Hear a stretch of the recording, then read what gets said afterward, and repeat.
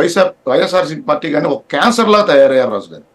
వీళ్ళు ఏ విధంగా మాట్లాడతారంటే, ఈ ప్రభుత్వమే లెటర్లు రాసి అమరావతి రాజధాని ఈ ప్రభుత్వమే ఆపుకొని వైఎస్ఆర్సీపీ మీద నెడుతుందని రమేష్ గారు మాట్లాడుతూ ఉన్నారంటే, ఇక దీనికి మించిన ఇంకా సిగ్గుమాలిన మాటలు ఇంకేదైనా ఉన్నాయా రాజు గారు? ఆంధ్రప్రదేశ్ ఏకైక రాజధాని అని కూటమి ప్రభుత్వం ఆలోచన, దాన్ని మేమే సర్వనాశనం చేసుకుంటా ఉన్నాం అని చెప్పి ఏదైతే మాట్లాడుతూ ఉన్నారో అది నమ్మే పరిస్థితుల్లో ఆంధ్రప్రదేశ్ ప్రజలు ఉన్నారా రాజు గారు?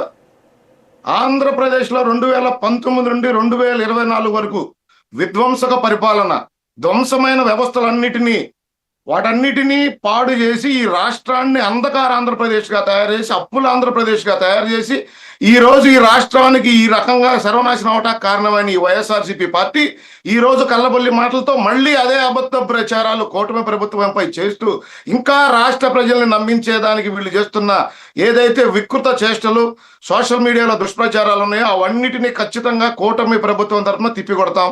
ఇక రమేష్ గారు పీపీపీ మోడ్పై ఉపన్యాసం చెప్పారు. నేను సూటిగా కొన్ని ప్రశ్నలు అడగదలుచుకో ఉన్నా వైఎస్ఆర్సీపీ పార్టీని, రమేష్ గారిని.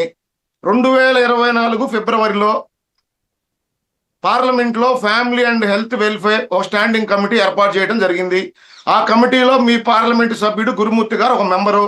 ఆ రోజు పీపీపీ మోడ్ని సమర్థిస్తూ ఆయన ఆ స్టాండింగ్ కమిటీ ఇచ్చిన నివేదికకి సంతకం చేసిన మాట నిజమా కాదా? 2025 అదే స్టాండింగ్ కమిటీ దాన్ని మళ్ళీ ఉటంకిస్తూ 11 పార్టీలతో ఇంకో స్టాండింగ్ కమిటీ వేస్తే ఆ స్టాండింగ్ కమిటీ ఈ రోజు ఇదే పీపీపీ విధానాన్ని అమలు చేయాలి, ఇంకా పబ్లిక్ ప్రైవేట్ పార్ట్నర్షిప్లో పెట్టుబడులు పెట్టే వారికి ఇన్సెంటివ్స్ ఇవ్వాలని కూడా ఆ స్టాండింగ్ కమిటీ నివేదిక ఇవ్వడం జరిగింది. దాంట్లో దేశంలో ఉన్న 11 పార్టీలు పార్టిసిపేట్ చేసి, దాంట్లో 11 పార్టీలకు సంబంధించిన ఎంపీలు ఆ స్టాండింగ్ కమిటీలో ఉండటం జరిగింది. దేశంలో ఉన్న అన్ని పార్టీలన్నీ పీపీపీ విధానాన్ని సమర్థిస్తూ ఉంటే ఈ ఒక్క వైఎస్ఆర్సీపీ పార్టీ మాత్రమే ఈ పీపీపీ విధానాన్ని విమర్శిస్తూ ఉంది, దీన్ని నాశనం చేస్తూ ఉంది. రాష్ట్రంలో ఉన్న బడుగు బలహీన వర్గాల పేద విద్యార్థులు మెడికల్ విద్యను అభ్యసించాలనే కళ నెరవేరేదానికి వీళ్ళు అడ్డుపడతా ఉన్నారు. రాష్ట్రంలో ఉన్న పేద బడుగు బలహీన వర్గాల వైద్యం అందే విధంగా దాన్ని కూటమి ప్రభుత్వం పనిచేస్తూ ఉంటే వాటిని నిర్వీర్యం చేసేదానికి ఈరోజు ఈ వైఎస్ఆర్సీపీ చేస్తున్న చేష్టలన్నీ రాష్ట్ర ప్రజలు గమనిస్తూనే ఉన్నారు. ఇకపోతే ఈ కేసులు వేసిన వారిని మీరు పట్టుకోలేకపోయారు. అసమర్థత, నారా లోకేష్ గారు రెడ్డి బుక్ మాత్రమే నడుస్తూ ఉందని మీరు ఏదైతే మాట్లాడుతూ ఉన్నారో, ఈరోజు వైఎస్ఆర్సీపీ పార్టీకి సంబంధించిన నాయకులందరూ ఈరోజు మీడియా ముఖంగానో సోషల్ మీడియా ముఖంగానో ప్రభుత్వంపై ప్రతి నిత్యం దుష్ప్రచారం చేస్తూనే ఉన్నారు. ఒకవేళ నిజంగా రెడ్ బుక్ అమలైతే మీ అందరి మీద కేసులు పెట్టి మమ్మల్ని అందరినీ జైలుకు పంపడం జరిగిందా? ఎవరైతే 2019 నుండి పక్కన పెడితే ఇక్కడ ఒకటి సార్ అజయ్ గారు, ఇక్కడ ఒకటి వైఎస్ఆర్ కాంగ్రెస్ పార్టీ ప్రతి సందర్భంలో గురేశారు, వారి మీద సాక్ష్యాధారాలతో సహా మాత్రమే కేసులు పెట్టి వారిని జైలుకు పంపడం తప్ప ఎవరి మీద మీ ప్రతిపక్ష పార్టీలు గొంతును అజయ్ గారు ఒక నిమిషం అరెస్టులు ఎక్కడ కూటమి ప్రభుత్వం పనిచేయటం లేదు.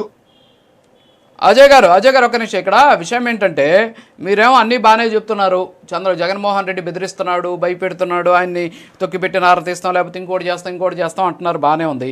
ఈరోజు రాష్ట్ర ప్రయోజనాలు నాశనం అవుతున్నాయి, దానికి మీ ప్రభుత్వం తీసుకునేటటువంటి చర్యలు ఏంటో చెప్పండి. అట్లీస్ట్ ఇప్పుడు ప్రపంచ బ్యాంకు లెటర్ రాశారు, మీ కళ్ళ ముందు కనిపిస్తోంది, దాంట్లో క్లియర్ కట్గా ఉంది వాళ్ళు రాసినటువంటి అంశాలు ఏంటి అనేది. దాని మీద ఎందుకు మీరు చర్యలు తీసుకోలేదు? ఎందుకని దాని గురించి మాట్లాడలేదు? ఈరోజు పీపీపీ విధానానికి సంబంధించి ఆయన మాట్లాడాడు, అదే ఒక సోషల్ మీడియాలో ఎవరన్నా సరే పోస్ట్ పెడితే వెంటనే ఏం చేస్తారు? మీరు అరెస్ట్ చేయట్లేదా ఇంటికెళ్ళి? మరి జగన్మోహన్ రెడ్డి జోలికి ఎందుకు వెళ్ళలేకపోతున్నారు? ఏంటి అసలు? అంటే రాష్ట్ర ప్రయోజనాలు ఈరోజు అంత ఇబ్బందులు పడుతున్నాయని మీరే చెప్తున్నారు ఒక పక్క. అదే పోస్ట్ ఇంకొకరు కానీ పెట్టుంటే పీపీపీ విధానంలో ఎవరైనా సరే తీసుకుంటే వాళ్ళ తాట తీస్తామని చెప్పేసి జగన్మోహన్ రెడ్డి గారు కాకుండా అట్లీస్ట్ ఒక సోషల్ మీడియా కార్యకర్త ఎవరైనా వైఎస్ఆర్ కాంగ్రెస్ పార్టీ అయినా సోషల్ మీడియాలో పెట్టుంటే మీ ప్రభుత్వ చర్యలు ఎలా ఉండేవి? కానీ ఇప్పుడు ఎందుకని జగన్మోహన్ రెడ్డి మీద చర్యలు తీసుకోవట్లేదు? ప్రజల తరఫున ప్రజలు అడుగుతున్నారు, మీరు ఆన్సర్ చేయండి.